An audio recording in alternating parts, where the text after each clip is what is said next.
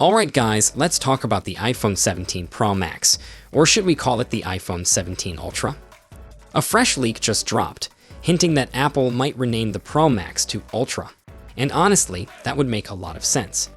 It would help separate it from the regular Pro model, and hopefully come with some extra features beyond just a bigger screen and battery. But let's break down everything we know so far. A source, Yuck12, claims that internal data is consistently referring to the iPhone 17 Pro Max as the Ultra.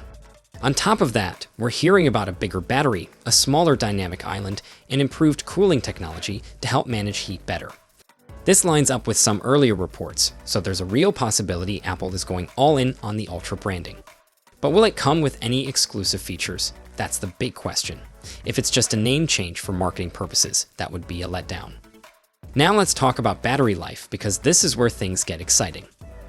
First, we're hearing that the iPhone 17 Pro Max, or Ultra, will be slightly thicker than the iPhone 16 Pro Max. It's only by about 0.475 millimeters, which doesn't sound like much, but that extra space could mean a larger battery inside. We might finally be getting close to a 5,000 mAh battery in an iPhone, which is something users have been asking for years. Next, the N19 Pro chipset is expected to be even more power efficient, potentially 15 to 20% better than the A18 Pro. That means longer battery life, even with increased performance. Of course, Apple will probably push for more speed, so we might not get the full 20% efficiency boost, but even 10% more battery life would be a big win. We're also hearing that Apple might introduce a C2 chip to the iPhone 17 Pro models. The C1 chip, introduced with the iPhone 16e, helped manage Wi-Fi and 5G more efficiently, and bringing that kind of technology to the Pro models could mean even better battery performance.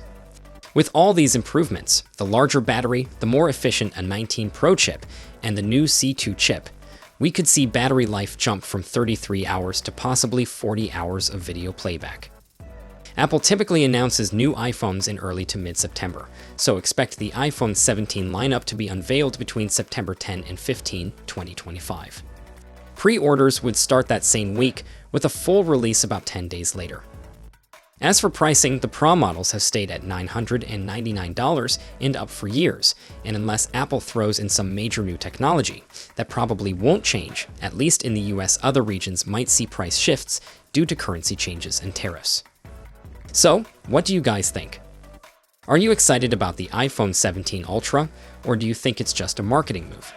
Let me know in the comments. If you found this video helpful, don't forget to like, subscribe, and turn on notifications for more Apple news. Catch you in the next one. Take care.